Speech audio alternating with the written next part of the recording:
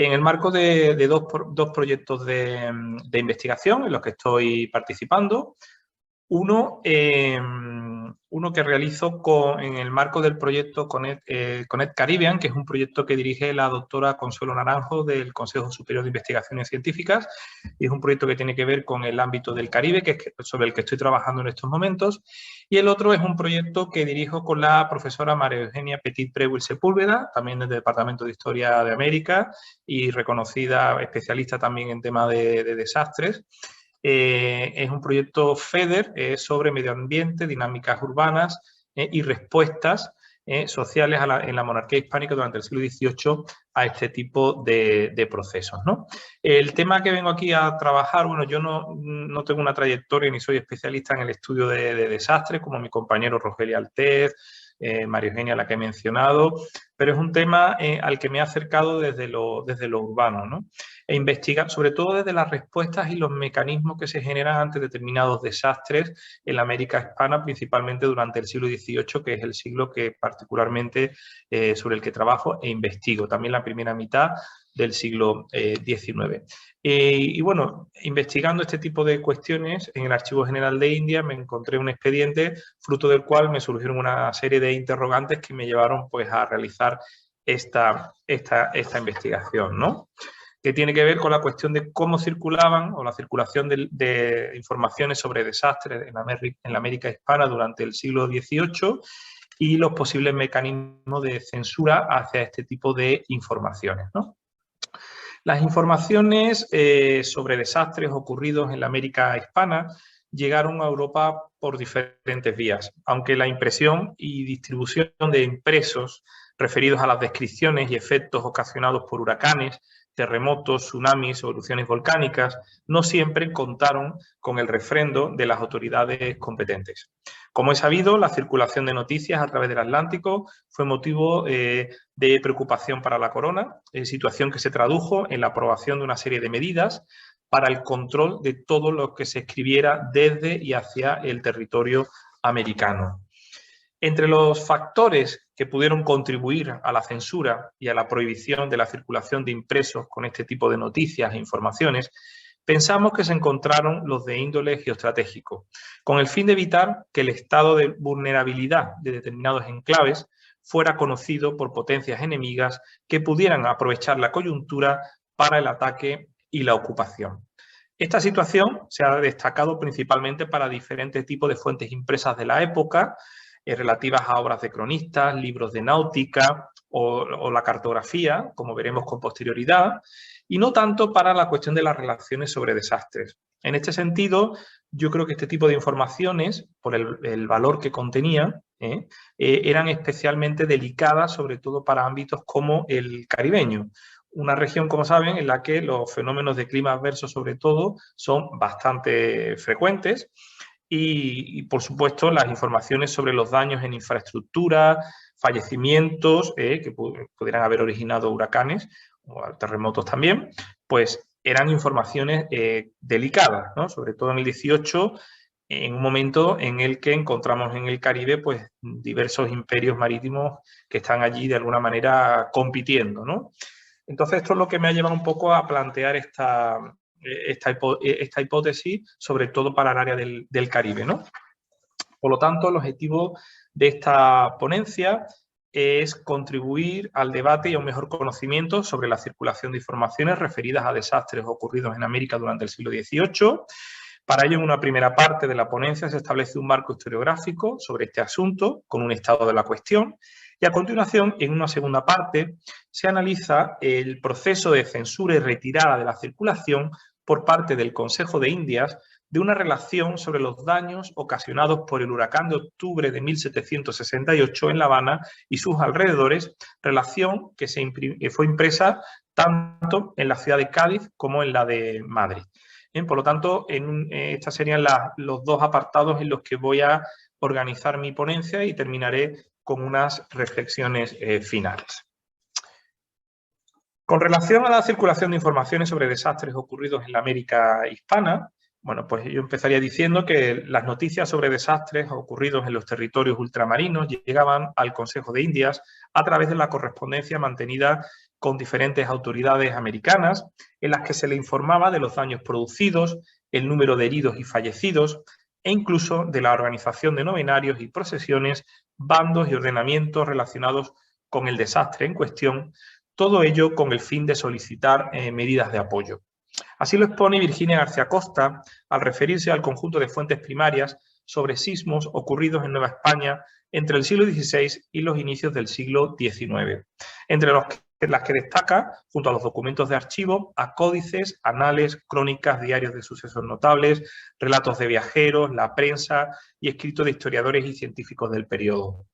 Las hojas volantes, definida por María del Carmen Ruiz Castañeda como papeles sueltos de carácter informativo, recibieron de forma indistinta el nombre de relaciones, nuevas noticias, sucesos, traslados.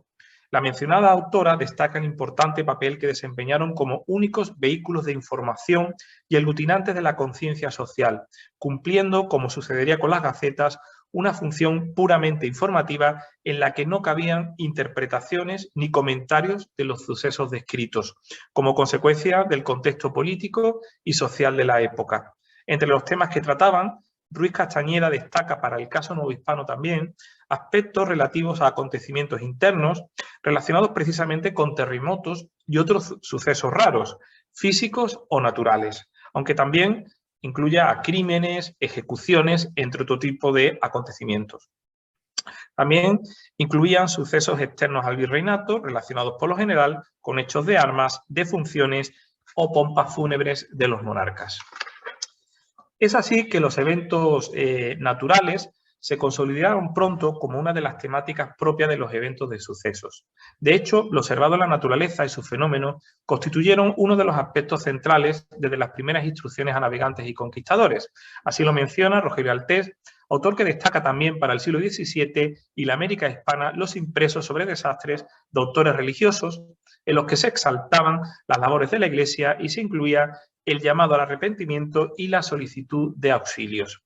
También coincide con autores como Armando Alberola en el hecho de que fueron documentos orientados tanto a notificar a instancias político-administrativas de una situación de auténtica catástrofe, como a informar a un público más amplio de lo que ha sucedido empleando un lenguaje más accesible. La relevante cobertura dada a partir de las últimas décadas del siglo XVI y la primera mitad del siglo XVII a desastres ocasionados como consecuencia de fenómenos naturales responde, según destaca Gennaro Chiano, al cambio producido en la forma de percibir la catástrofe, tanto por el imaginario sensacionalista de la cultura barroca como por el desarrollo de un pionero pensamiento científico. Como consecuencia de ello, el mencionado autor considera que para esos momentos los desastres de origen natural constituían noticias atractivas más allá de la tipología textual que los transmite. La Avocat sitúa hacia 1630 en Italia un giro hacia la narrativa histórica, la narración de catástrofe, aspecto que justifica por el hecho de que para entonces la interpretación de estos fenómenos ya no se basaba únicamente en explicaciones de tipo religioso, al contemplarse también otras de índole político. Entre las relaciones impresas en ese siglo de desastres sucedidos en la América hispana, Pablo Emilio Pérez Mallaína destaca solo para los movimientos sísmicos ocurridos en Perú y Chile, la de Santiago de Chile de 1647, la de Cuzco de 1650 y las de Lima de 1687 y 1699. Llegamos al siglo XVIII. Durante el siglo XVIII ocurrieron desastres sobre los que circularon informaciones por diferentes vías, siendo uno de los más destacados, como saben, para el ámbito europeo, el terremoto del 1 de noviembre de 1755, conocido como el terremoto de Lisboa, que provocó miles de víctimas y grandes pérdidas materiales en la península ibérica y en el noroeste del continente africano. En América, uno de los desastres más difundidos y conocidos fue el del devastador terremoto y tsunami de Lima y el vecino puerto del Callao del año 1746. Entre las fuentes impresas de la época sobre este acontecimiento se encuentran varias, entre ellas la crónica oficial del terremoto atribuida al jesuita Pedro Lozano, titulada La individual y verdadera relación de la extrema ruina, impresa en Lima el mismo año con licencia en una imprenta de la calle de los Mercaderes. La mencionada relación se imprimiría también al año siguiente en México y en Valencia, con las correspondientes licencias, contribuyendo también la publicación de ejemplares en otros idiomas al conocimiento de este dramático acontecimiento en territorios externos a la monarquía hispánica. En este sentido, autoras como María Eugenia Petit-Preuil han puesto de relieve que a mediados del siglo XVIII existió un indudable flujo de ideas entre España y sus territorios ultramarinos sobre desastres ocurridos en esos momentos, que según afirma fueron conocidos y discutidos, al menos en ciertos niveles de la sociedad. Durante la segunda mitad del siglo XVIII se manifestaría con mayor fuerza un énfasis en el interés científico relacionado con el estudio sobre el origen de determinados fenómenos naturales, si bien, como menciona la ya citada Virginia Costa, la producción bibliográfica en el campo de las ciencias en la América hispana continuaba para entonces siendo limitada por factores relacionados con el control político-religioso, el proteccionismo a la imprenta española y la prioridad dada a la publicación de obras de carácter religioso. Durante dicha centuria, las anteriormente mencionadas hojas volantes coexistieron con las gacetas regulares. De ellas, la que mayor influencia tuvo de los principios ilustrados para ámbitos como el Nuevo Hispano fue la Tercera Gaceta de México, publicada entre los años 1784 y 1809 por el impresor Manuel Antonio Valdés. Con el fin de que los funcionarios comisionados encargados de la remisión de noticias lo hicieran de manera uniforme, el mencionado impresor realizó una instrucción en la que se incluyeron como hechos gacetables a los incendios, granizos de extraña magnitud e inundaciones y terremotos. No obstante, Virginia Costa destaca lo llamativo de que las gacetas no ofrecieran en esos momentos información sobre la ocurrencia de sismos, y ello a pesar de que las gacetas novohispanas surgieron bajo la sombra de los ideales ilustrados, con el deseo de cultivar y formar lectores, así como del panel tan destacado que tuvieron para la divulgación de noticias científicas, junto a otras de índole literario, económico, comercial y religioso, ¿no? Pudiendo interferir en este sentido los controles establecidos por la censura. Hubo ocasiones en las que las relaciones sobre desastres no recibieron la licencia correspondiente para su impresión. Un ejemplo en este sentido lo encontramos con la titulada Noticias del temblor de tierra sobre el terremoto que afectó a Caracas el 21 de octubre de 1766. Rogelio Altés analiza este caso exponiendo cómo el deseo de imprimir aquella descripción de lo acontecido respondía al interés de los caraqueños por difundir la presencia de las vírgenes y a la protección que sentían de la imagen mayor, la de María, en el contexto de la devoción mariana que se había impulsado con el ascenso de Carlos III. En este caso, el fiscal rechazó la solicitud por el hecho de que el escrito se redujese a una narración del suceso, mezclado con expresiones panegíricas. También por no haberse realizado la petición de impresión por los cauces establecidos para ello, como se especifica en la recopilación de las leyes de Indias impresas en Madrid en 1681. Precisamente en el libro primero, título 24 de la mencionada recopilación, la ley primera de tiempos de Felipe II, titulada Que no se imprima libro de Indias sin ser visto y aprobado por el Consejo, especificaba que no se consienta que se imprima ni venda ningún libro que trate de materias de Indias no teniendo especial licencia despachada por nuestro Consejo Real de las Indias y hagan recojan y remitan con brevedad a él todos los que hallaren, y ningún impresor ni librero los imprima, tenga ni venda, al tiempo que establecía las penas correspondientes para los infractores. En el terreno de la censura, la libertad de acción de los profesionales de imprenta se vio restringida a mediados del siglo XVIII tras el nombramiento de Juan Antonio Curiel y Luna, de ideas tradicionalistas, como juez privativo de imprentas por la Real Cédula de 8 de febrero de 1752. Esto se tradujo en un mayor control en la publicación de libros mediante el incremento de las dificultades burocráticas, las restricciones y los costos, situación a la que se opusieron autores e impresores, mediante la remisión de un memorial al Consejo con el que solicitaron amparo ante las pretensiones del juez de imprentas. La sustitución en el año 1763 de Curiel por Francisco Manuel de Mena introdujo importantes reformas en materia de censura, entre las que Celso Jesús Almuiña Fernández destaca tanto las orientadas al fomento y adelanto del comercio de libros como la desamortización y libertad de precios, junto al cese del empleo de corrector general de imprentas. No obstante, esto no impidió que la censura continuara actuando en los años siguientes sobre cuestiones relacionadas con motines, como el de Esquilache en Madrid de 1766 o con la expulsión de los jesuitas de los reales dominios de 1767. A este tipo de situaciones coyunturales se debieron unir otras, como las de índole geoestratégico, que eran también motivo de preocupación de la corona desde el siglo XVI. Es muy probable que este fuera uno de los principales motivos que llevaron desde ese siglo a que todas las noticias relevantes a Indias precisaran de licencia para su impresión y distribución. En este sentido, Pablo Emilio Pérez Maya Inabueno destaca cómo los libros de náutica españoles del siglo XVI, que incluían relaciones de puertos, islas y rutas de navegación, no se publicaron en su época debido al carácter confidencial que los datos de geografía marítima y terrestre de las Indias tenían para la corona española. El mismo autor, en el trabajo sobre la Armada del Mar del Sur, que realiza con Viviano Torres Ramírez, se refiere a la difusión de obras que supusieron un importante peligro para la seguridad de las Indias, como la del geógrafo flamenco Juan Light, titulada El Nuevo Mundo o Descripción de las Indias Occidentales, aparecida por primera vez en Leiden en 1625, poco después traducida al latín y al francés, en la que se incluyeron testimonios de los grandes cronistas españoles e informes de espías y viajeros holandeses. La trascendencia de esta obra fue tal que el virrey del Perú, de aquel momento, Marqués de Mancera, justificaría la construcción de la futura muralla del Callao, ¿no?, por el peligro que suponía la circulación de este tipo de informaciones. Autores como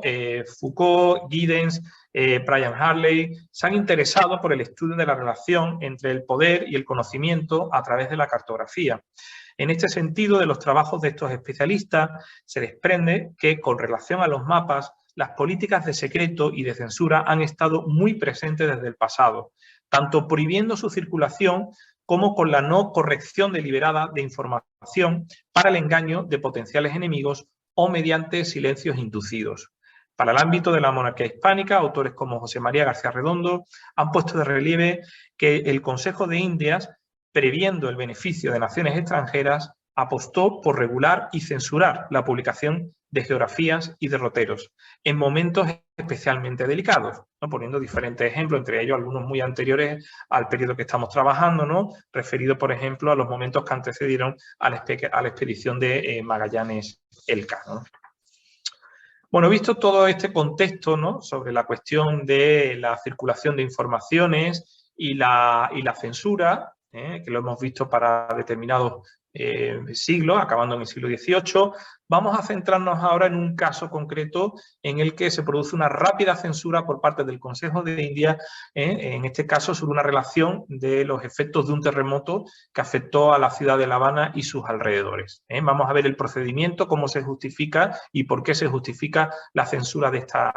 este documento. Bueno, sobre las características y los efectos de este huracán, el del año 1768, hay un trabajo que nos aporta una información realmente interesante sobre las características de este fenómeno y los efectos que tuvo sobre la región de La Habana. Me refiero a este libro de Sherry Johnson sobre clima y catástrofe en Cuba y el mundo atlántico en la era de las revoluciones, ¿no? Concretamente, su capítulo 3 dedica un apartado específico al huracán de Santa Teresa, que es el nombre que recibe este huracán por producirse en el día de esta santa, ¿no? La mencionada autora expone cómo el mencionado huracán golpeó a la parte occidental de la isla tras entrar por la costa sur y salir por la costa norte cerca de La Habana. También se refiere a los importantes daños ocasionados por el temporal en numerosas embarcaciones en el campo y en diferentes construcciones. Solo en La Habana, a pesar de contar la ciudad con un número muy importante de construcciones de madera o de piedra, los daños fueron considerables en iglesias, la cárcel, el edificio del ayuntamiento y una parte de la muralla de la ciudad, al tiempo que más de 5.500 casas fueron destruidas. En cuanto a las víctimas, Johnson destaca su bajo número, 37 muertos y 117 heridos, la mayoría por escombros voladores o como consecuencia del derrumbe de edificios y muros, en unos momentos en los que solo La Habana y sus barrios extramuros albergaban a una población que superaba las 40.000 personas. De los efectos de este huracán se hizo eco una relación impresa, primero en la imprenta de Marina de Cádiz, situada en la calle de San Francisco, y poco después en Madrid, en la imprenta de Francisco Javier García de la calle de los Capellanes. Esta relación se titula Estado, que comprende las desgracias que causó el huracán del día 15 de octubre en la ciudad de La Habana, su jurisdicción y bahía, desde las 2:30 hasta las 3:30 de la tarde, fechada en La Habana el 9 de noviembre de 1768. En ella, a diferencia de una relación poética que se escribió después de este evento, exaltando la labor desempeñada por el gobernador que estaba al frente en estos momentos, que era Antonio María de Bucareli y Ursúa, y en la que bueno, se refieren en esa exaltación a cuestiones de castigo a la ciudad de La Habana por ser una ciudad pecadora, ¿no? Y que por esto Dios la estaba castigando. Aquí hablamos de una relación simplemente en la que se incluyen una serie de datos numéricos, ¿no? En los que se dan daños materiales, daños en el número de víctimas, sin ningún tipo de juicio de valor en relación o en sintonía a lo que había dicho yo en la primera parte de mi exposición. Lo primero que se destaca en esta relación es el estado en el que habían quedado las embarcaciones que se encontraban en la bahía de La Habana en esos momentos atracadas, ¿no? A continuación, en la mencionada relación se detallan en el siguiente orden los números de casas caídas de teja y de guano, las ayuntadas de teja y guano, así como el número de fallecidos y de heridos en los parajes de La Habana, El Horcón, Jesús María y Guadalupe, Guanabacoa y sus arrabales, el Partido de Buenavista, el Bucaranao, Cruz del Padre, Las Vegas, Santa María del Rosario, etcétera, etcétera, etcétera. Al final se incluye una nota en la que se informa de las desgracias sucedidas en las obras públicas. Entre la correspondencia mantenida por el gobernador y capitán general Bucareli con autoridades de la jurisdicción de La Habana, conformada por cartas, partes y otros papeles que tratan de resultas del huracán, hemos localizado una relación que pudo ser utilizada como fuente para parte de la información que aparece en esta relación que luego se imprime en Cádiz y en Madrid. Nos referimos a la relación que puntualizó lo sucedido en la ciudad de La Habana, su puerto, extramuros, jurisdicción y partidos, el día 15 de octubre del corriente año con motivo de un furioso huracán que sobrevino a las 2 de la tarde y duró hasta las 3:15 para las 4 de la misma, que se fechaba en La Habana un poquito antes, la otra es del 9 de noviembre, esta es del 24 de octubre del mismo año. Llama la atención las rápidas y efectivas gestiones que se realizaron tanto en Cádiz como en Madrid por el Consejo de Indias para retirar esta relación que exponía esta información que he dicho sobre lo acontecido en La Habana, ¿no? En principio, esta actuación que ahora describiré podría poner de relieve lo delicado que resultaba para las autoridades metropolitanas la difusión de informaciones sobre los efectos ocasionados por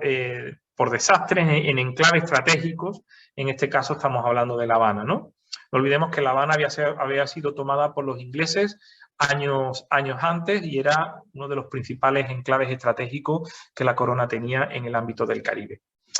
No obstante, cuando uno se mete en la documentación y empieza a ver los argumentos que el fiscal aporta para justificar la retirada de esa relación, que ya está circulando, no se especifica de manera clara que sea por este tipo de cuestiones, ¿no? Aunque hay una afirmación que resulta interesante, ¿no? El fiscal dice que la divulgación de recientes sucesos melancólicos no acarrea buenas consecuencias, ¿no? Pero no termina de cerrar ni de concretar el motivo que le llega, uno de los principales motivos que le puede llevar a la retirada de estos ejemplares, ¿no? El principal motivo que se da para prohibir la reimpresión y la circulación de esa relación se debe, y es curioso, a la dudosa veracidad de la información que contenía, al no indicarse el autor ni contraerse a documento alguno que lo asegure de arreglada y veraz. Hecho que llevó al fiscal a afirmar que no se debían permitir manifiestos de esta naturaleza, en que por lo regular abundan de ponderaciones hijas de poca reflexión con que se comunican los graves sucesos, ya sean prósperos o adversos. Y la verdad, nosotros hemos contrastado las cifras que aparecen en la relación con la que aparece en la correspondencia oficial que mantiene el gobernador de La Habana en esos momentos, y los datos son, es decir, coinciden, salvo en un punto, pero los datos podemos decir que responden a lo que había en la documentación oficial, ¿no? El otro de los motivos se refiere al incumplimiento del procedimiento para la impresión y venta de materias relativas a Indias, por no contar en este caso con licencia del Consejo. En este caso parece que es verdad que no se cumplió este procedimiento. En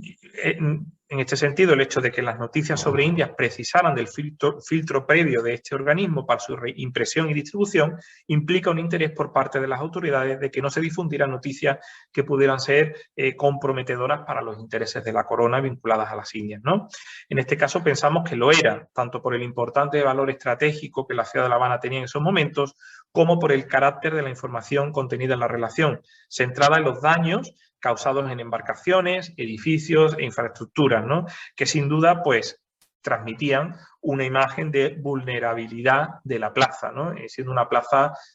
con un valor tan estratégico. Por ello, ya para concluir mi intervención, con esta investigación, bueno, pues queremos poner de relieve el importante valor geoestratégico de las informaciones contenidas en relaciones sobre desastres ocurridos en determinados enclaves, principalmente en la zona del Caribe durante el siglo XVIII, pero también para otros puntos, sobre todo puertos estratégicos de las costas americanas.